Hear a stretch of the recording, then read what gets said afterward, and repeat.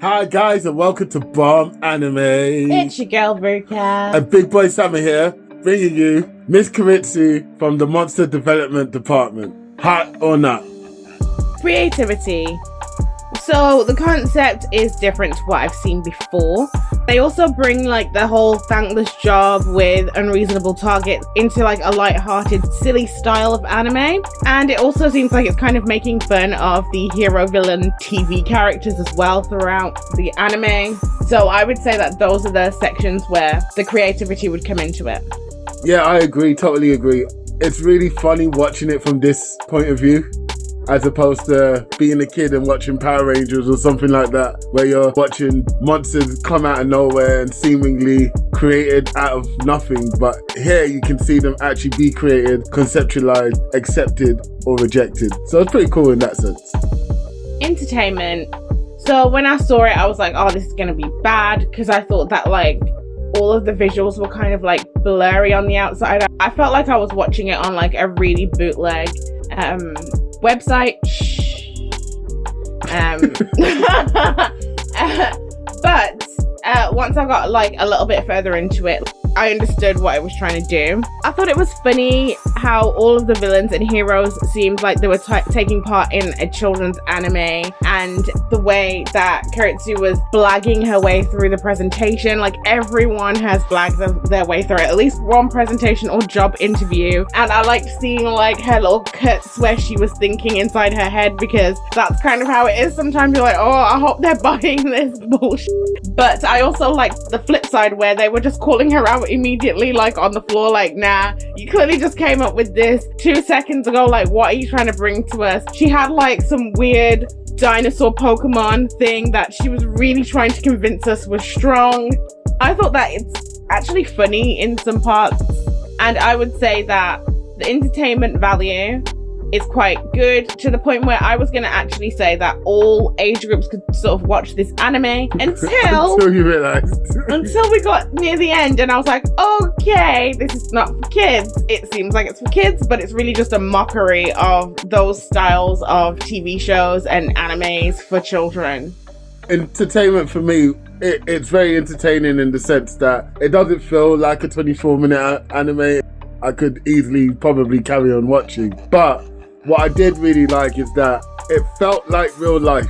Like Ruka was saying about, you know, having to blag your way through a presentation, having the budgets to deal with, having that one employee that's not really pulling their weight and dropping you in it at the end of it, and then you're kind of like having to shoulder the responsibilities. Actually having upper management go, look, you're good, chill out a bit, take a rest because you're working too hard. That kind of stuff, I did like that. It brought it home for me personally. Character development. Magistus was like the boss that no one has ever had in their life. What? He looked really fierce on the outside, but he actually really cared about the workers. He praised them for what they were doing right, told them about the things that were doing wrong, and also was telling them where they could improve and things like that. People might have had a boss like this. Personally, I have not had a boss like this. But it was really nice that as angry and as rough as he was being on her, like in the presentation, he came and was like saying, if you were struggling that much, you should have just said, I can see that you haven't taken any holiday. Like, it was really nice. You could clearly tell that KUROITSU did not work in the anime industry. And then, of course, you've got the main character. She's legit gonna go get her dinner from the hero and then build a monster to kill him. Literally. Now, I don't know if she knows. Like, obviously, he didn't know who she was, but she's behind the scenes, and he is in his full armor when he's fighting. So I actually thought it was funny how they're interacting in real life. He obviously had like a little bit of a crush on her. A little bit. But at the same time, they are working on opposite sides and they don't even know. I liked that element to it. I thought that even though she's the main character, I had more to say about other characters rather than her. But I do like her, actually. Seeing inside of her head, I like that element that they brought to it.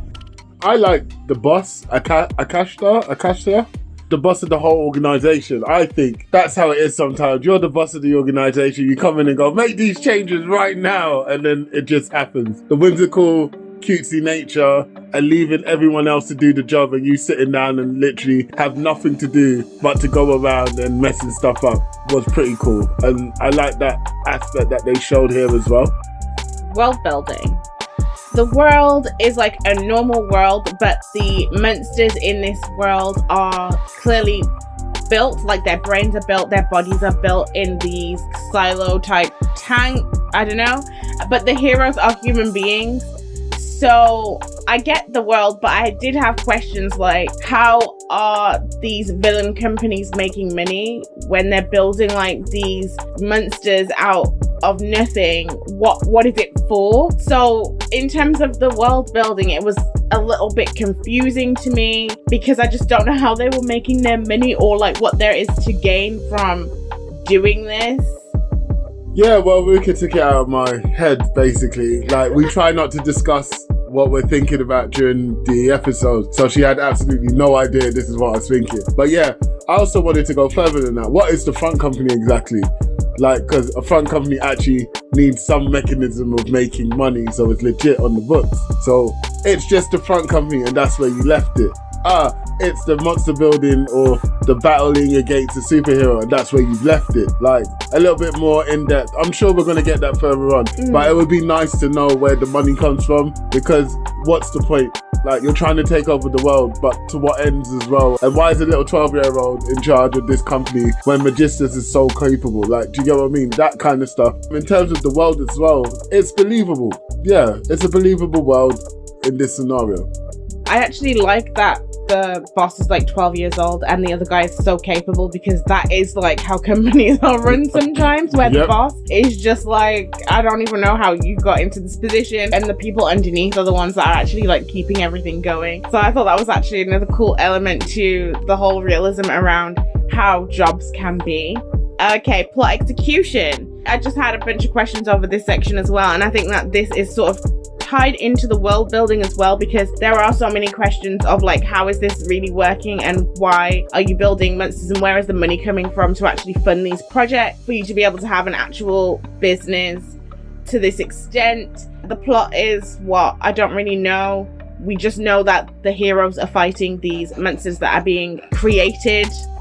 Okay, so for me, plot execution, you gave me the plot for the episode in terms of deadline, and that was pretty cool. You knew exactly what needed to be done. Then you also gave me the overarching goal of the company, which is to run the world or take over the world. But I don't see where Miss KUROITSU fits in here. What's her goals? Where's she going? Why is this anime based on her? I get the viewpoints and stuff, but like, I feel like all of these will get answered during the episode. But yeah, that's where my head is at in terms of plot. To the verdict. So, creativity hot or not? It's a massive hot. I'm sorry, the concept of seeing it from this point of view just outweighs everything that is very samey with this genre of sort of anime, and it being a mockery of Power Rangers and Beetleborgs and stuff like that. I don't care. I love it. It's a hot. I also think that it's a hot. I thought that the creativity element was quite strong. I haven't seen anything quite like this, and I think that the way that they've explored the concept is also interesting. And even though when you're looking at it, you're like, oh, this seems kind of like a kiddies anime, like even that is helping it along. Yeah, like definitely. It didn't work against it. So it's a hot from me. Entertainment? Definitely a hot for me on this one as well. Realizing that you feel like a man trapped inside a woman's body sort of thing was a bit funny for the wolf in that sense. And it was like, they kept throwing out, it's a diversity issue. You know, that's not the point here. You know what the point is, but you're not saying it. And I thought that was very meta and on the nose and quite hilarious to be brave enough to say that out loud, especially in this kind of genre that we're in. Well, this times that we're in. I also said hot for entertainment because I did think it was entertaining. Like I said, this might not be everyone's speed because of the style of anime, but that didn't put me off. I really enjoyed it. I thought that it was funny at times. Yes, I did like that element as well when they were saying it, and when he was like, well, then why didn't you change my brain so that I could fit in with the body that I have? And they were like, well, we don't have the budget for that. We just redesigned the whole body. You think we just got money to spend?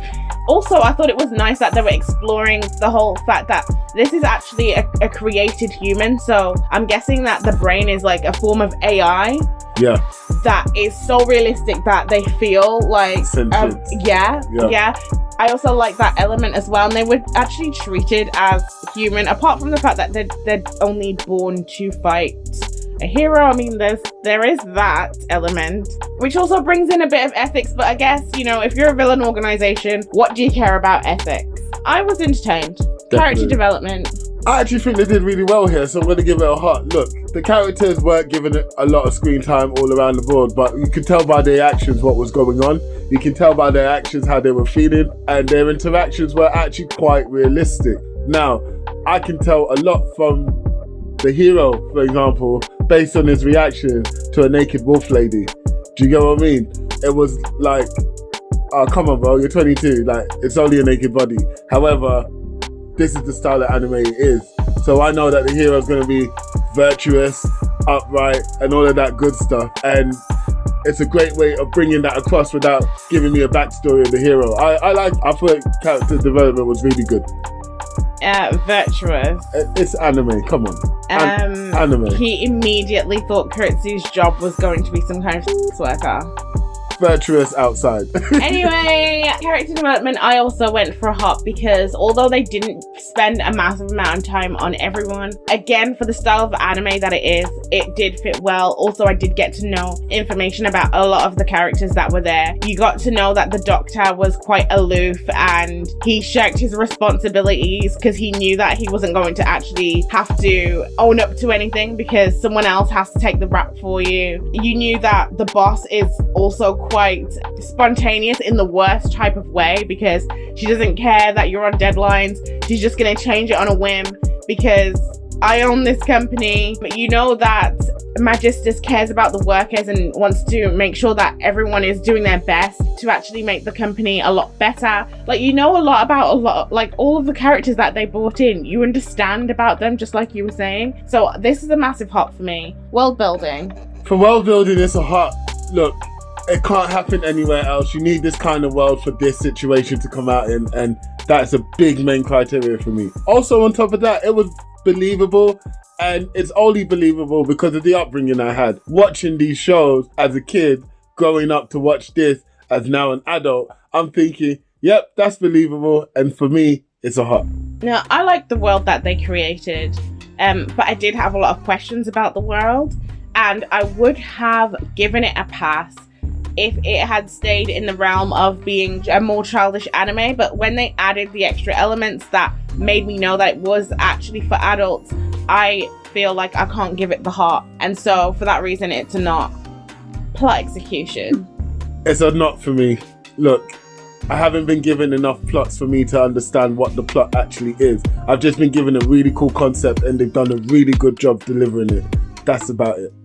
I agree. It's also a not for me because of really the same reasons. I don't feel like I got enough here. So there you have it. Big Boy Sama has gone for 4 out of 5 hots and I have given it a 3 out of 5. I did actually really enjoy the anime and I think that it will be very easily bingeable based off of this first episode. And I am expecting more as we go along, like in terms of plot and the world building. I think that they will actually address it, but they just didn't do it in this first episode.